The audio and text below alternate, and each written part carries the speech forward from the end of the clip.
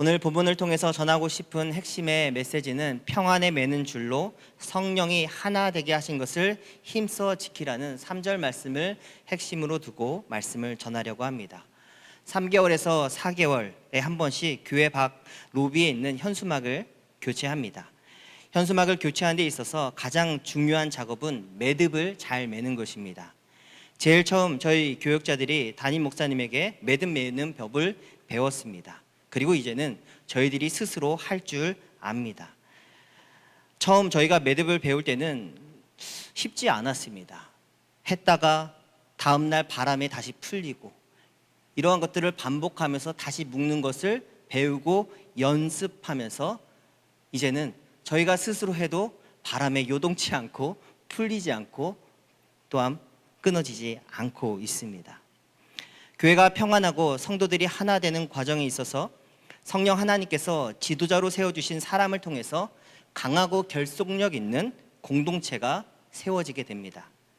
전에 멀리 있던 우리가 이제는 그리스도 예수 안에서 그리스도의 보혈로 하나가 되고 매듭 지어졌다. 에베소서 2장에는 말씀합니다.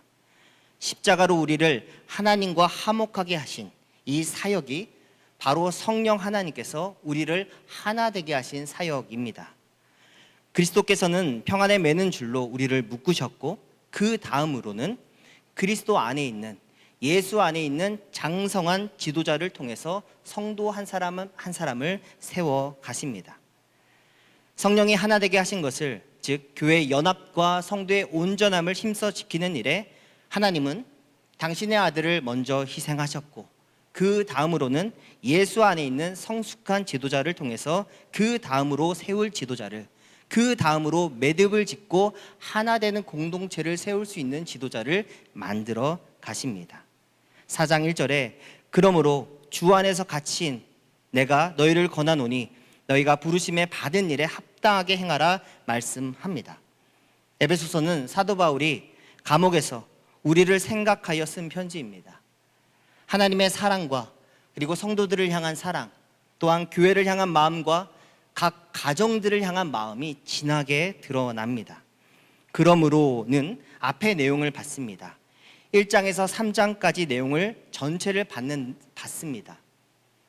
하나님의 미리 작정하신 계획을 따라 우리가 구원을 받은 자 되었으니 그러므로 그 구원받은 그 부르심에 합당하게 살라는 삶의 내용이 4장부터 등장합니다. 간단하게 살펴보면 1장 4절에서 하나님은 세상이 창조되기 전에 우리를 선택하셨습니다. 그리고 1장 5절은 하나님은 우리를 그분의 자녀로 예정하셨고 당신의 상속자로 삼으셨습니다. 그리고 1장 7절은 하나님은 그리스도를 보내어 우리의 모든 허물을 속죄하시고 13절 하나님은 우리를 영원히 보존하기 위해 성령으로 인치셨습니다. 또한 2장 7절은 하나님은 그 측량할 수 없는 풍성한 은혜 가운데 우리를 다가오는 모든 여러 세대 가운데서 사용하겠다고 말씀합니다. 3장 10절은 하늘에 있는 정사들과 권세자들도 그 하나님의 지혜를 교회를 통해서 배우고 알게 하신다고 말씀합니다. 4장 1절 그래서 그러므로 부르심을 받은 일에 합당하게 행하라 우리에게 말씀합니다. 또한 그러므로는 바로 앞에 있는 기도한 그 내용의 결론으로 3장 20절과 21절의 말씀을 받는 것이기도 합니다. 우리 3장 20절과 21절을 한번 같이 읽어봅니다. 시작.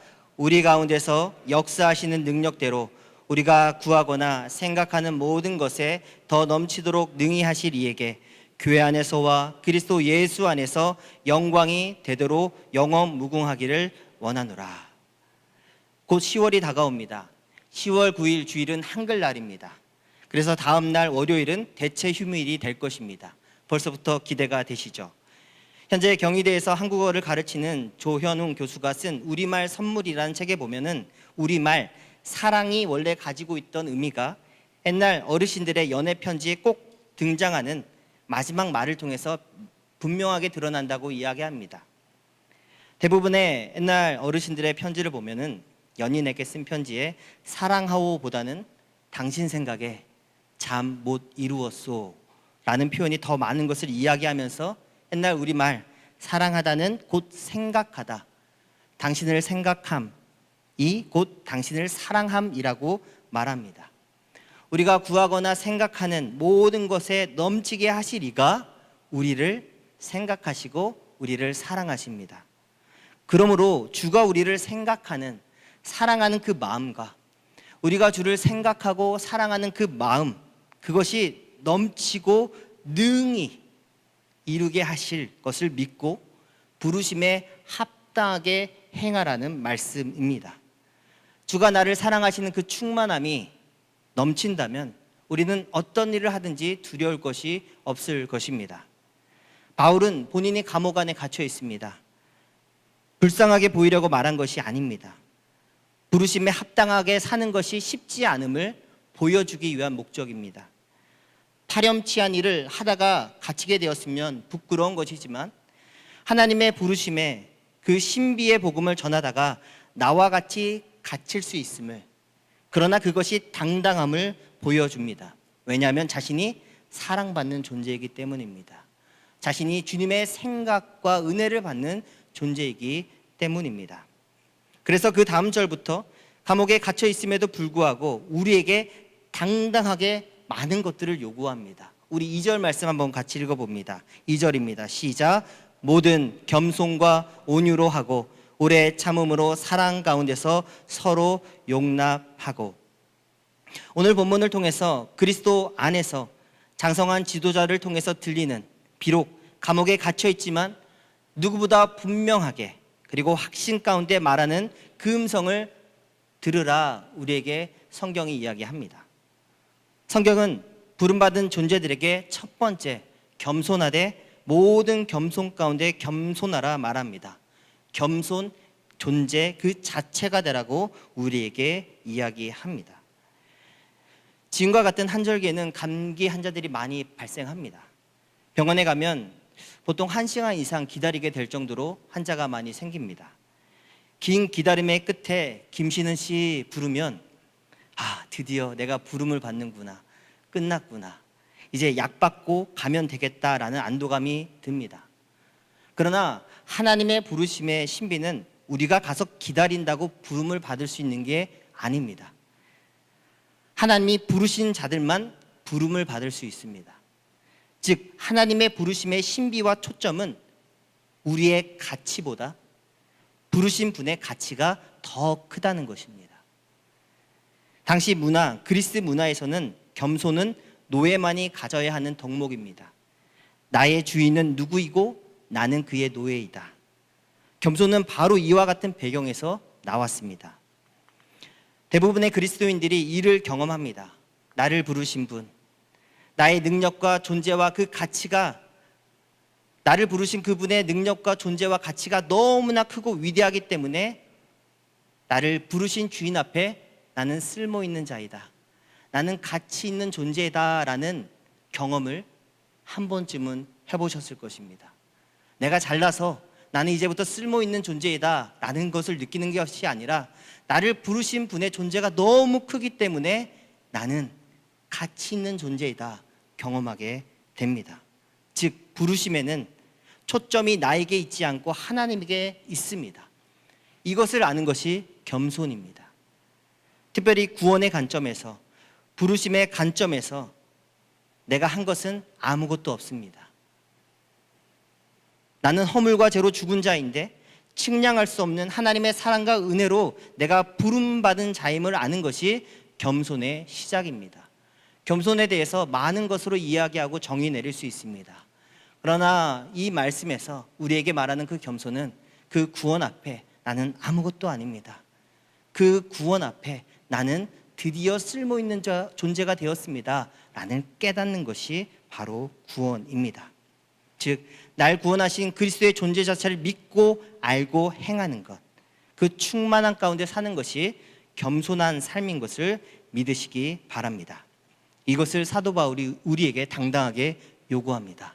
모든 겸손으로 겸손한 자가 되라. 두 번째, 부름받은 존재들에게 당당하게 요구하는 것이 있습니다. 그것은 온유하라는 것입니다. 우리 마태복음 11장 29절의 말씀을 한번 같이 읽습니다. 시작. 나는 마음이 온유하고 겸손하니 나의 멍에를 메고 내게 배우라. 그리하면 너희 마음이 쉼을 얻는다. 이 말씀을 토대로, 예수께서 하신 말씀을 토대로 생각해 보면은 겸손과 온유는 우리가 자연적인 성품 가운데 나오는 것이 아니라 그리스도 예수님에게 배워야 나올 수 있는 태도와 자세라는 것입니다. 예수님은 이 땅에 사역하실 때마다 이렇게 말씀하셨습니다. 내가 하는 말은 나의 말이 아니다. 그리고 내가 하는 일은 나의 일이 아니다 라고 말씀하셨습니다. 나는 나를 보내신 분의 일을 하는 것이고 내 입술의 말은 나를 보내신 분이 주신 말씀이기 때문에 내가 하는 것이다 라고 이야기하셨습니다. 그러므로 온유는 내 자연적인 성품은 까칠하고 또한 잔혹한 면이 있고 제어되지 않는 성질의 것이 있는데 그리스도의 형상을 닮아감에 따라 부드러운 말과 행동이 나오는 것입니다. 온유를 설명할 때마다 자주 등장하는 야생마가 있습니다. 내 안에 야생마가 있습니다. 그런데 그리스도의 장성한 분량으로 채워짐에 따라 나의 말과 행동과 생각이 먼저 제어가 되고 타인에게 했던 그 자만의 참 말과 행동이 내려놓게 되고 다른 이의 아픔과 그 행동에 나의 손이 가고 나의 마음이 가는 존재가 되어진다는 것입니다. 종종 집에서 엎드려서 바닥을 청소할 때 어느샌가 아이들이 제 등에 탑니다. 거치고 젊었던 야생마 같던 저의 시절엔 감히 아이들이 제 등에 탈 수 없습니다. 그러나 아버지의 존재가 되니 아이들을 등에 태우고 청소를 합니다. 청소를 하다가 지치면 아주 자연스럽게 소파에 떨굽니다. 아버지의 존재가 되니 온유함을 배우게 됩니다. 우리 주님이 온유하라 말씀하신 것은 단순히 성향과 성질의 문제가 아닙니다. 온유한 존재가 되라는 것입니다. 아이와 같은 성도들을 때로는 등에 태워줘야 합니다. 때로는 허그하고 안아주어야 합니다. 때로는 손을 잡고 이끌고 가야 합니다. 온유하라 단순한 평서문이 아닙니다. 온유하라 명령하시고 그러한 존재가 되라, 그리스도에게 배우라 우리에게 이야기하십니다. 세 번째로 부름받은 존재들에게 당당하게 사도 바울이 말씀이 우리에게 요구합니다. 오래 참음으로 사랑 가운데서 서로 용납하라 말씀합니다. 오래 참음은 상대방의 약점까지도 포용하려는 마음입니다. 내 안에 끓어오르는 분노가 있고 보복하고 싶은 마음이 있습니다.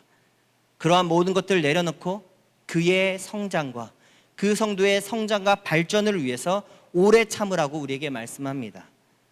고린도전서 13장 사랑장에서 사랑은 오래 참고 바라고 믿고 참는 것이라고 말씀합니다. 그러므로 오래 참음의 그 핵심에는 사랑이 있습니다. 카잔 차키스가 쓴 그리스 인 조르바 책에 보면은 이 시인이 어느 날 산을 걷다가 생명의 신비를 보게 됩니다. 나비가 고치를 뚫고 나오는 것을 보게 됩니다.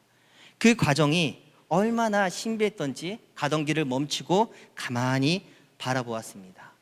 그러나 고치에서 나오는 나비, 그 나오는 것이 얼마나 더딘지 조급한 마음에 또한 도와주고 싶은 마음에 딱 하나 했답니다.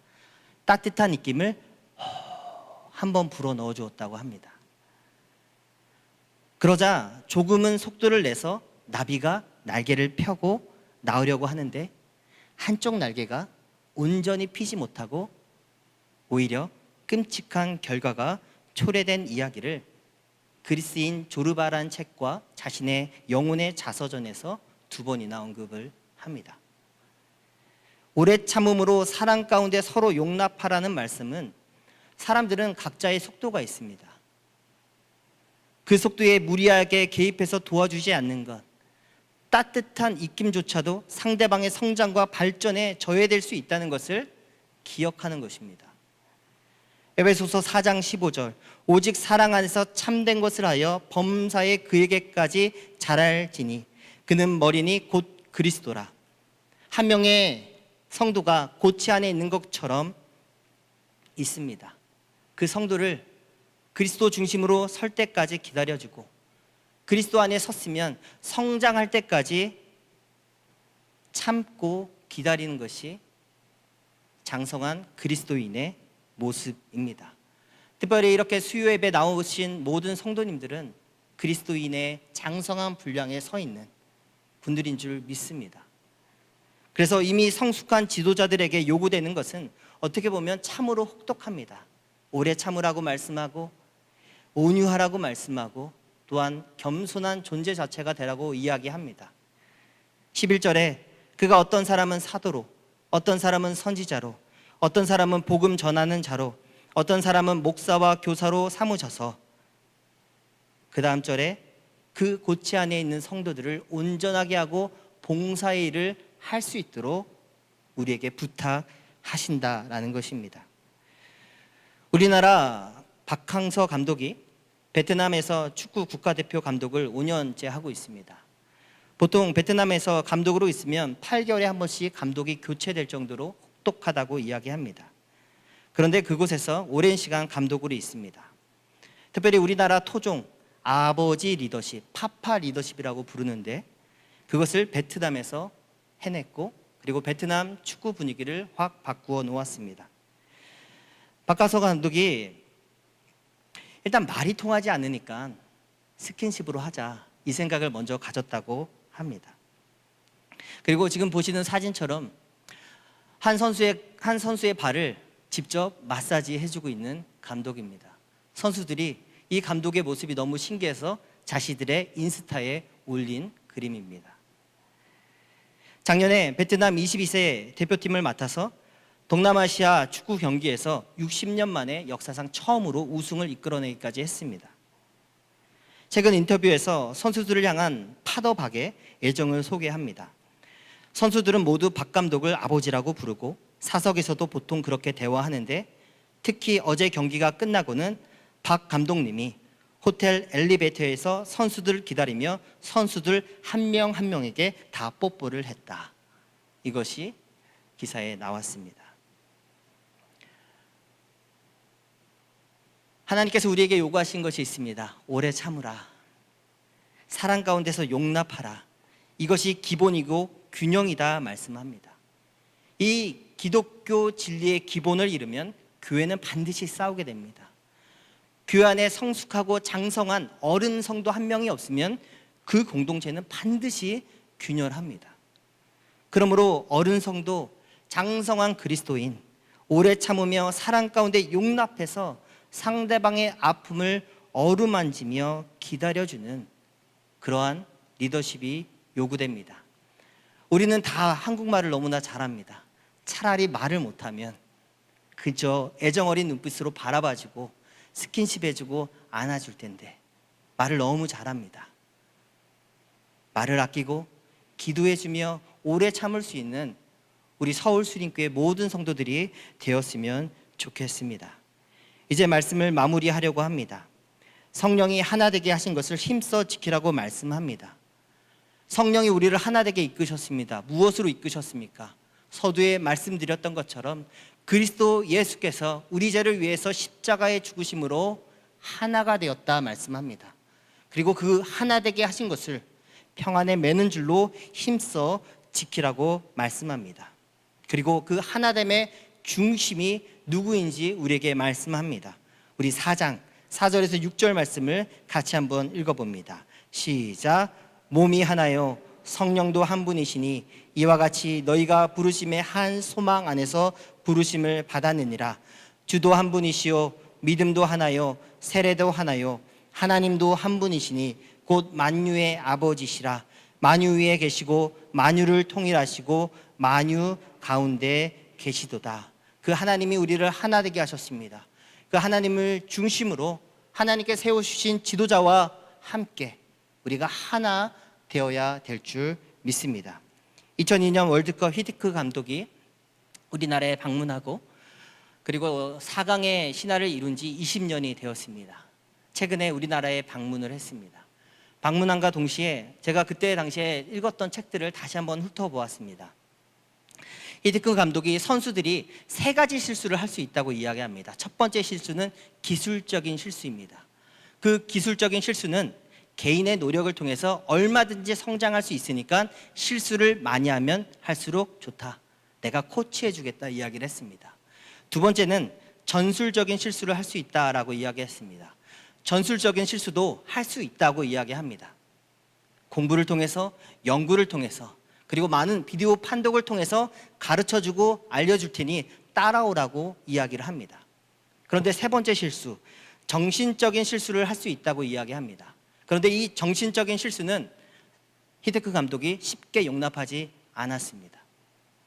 특별히 골키퍼 김병지 씨가 자신의 자리를 벗어나서 공을 몰고 나간 이후로 더 이상 골키퍼로서 쓰지 않은 이야기를 예로 들면서 정치적인 실수는 무엇이냐? 자기 자리를 지키지 않는 것이 실수다라고 이야기합니다. 하나님이 우리를 성도로 부르셨습니다. 내가 지금 성도로 구원받은 자로 서게 된 이 자리는 어떤 자리입니까? 그리스도 예수께서 우리를 위해 희생하심으로 성도된 자리입니다. 저는 막내 리더십을 늘 스스로 생각합니다. 우리 교회 교육자 중에서 저는 막내라고 스스로 생각합니다. 왜냐하면 다 저보다 키가 크기 때문입니다. 농담이고요. 막내라고 생각합니다.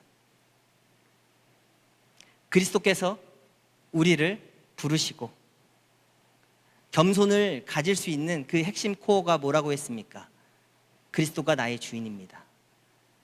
주인의 명령을 받는 나는 막내이다 생각을 늘 갖습니다. 성도 여러분들은 어떠한 언어와 단어로 그리스도 안에 나는 누구인가를 생각하십니까? 사도 바울은 그리스도 안에서 너희는 그분의 노예이다라고 우리에게 이야기했습니다. 저는 그리스도 예수 안에서 막내라고 늘 생각합니다. 그래서 말하기보다는 더 들으려고 하고 나의 주장을 하기보다는 듣고 실천하고 행하려고 합니다.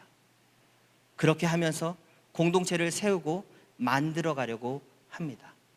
성도 여러분, 그리스도 안에서 나는 누구입니까?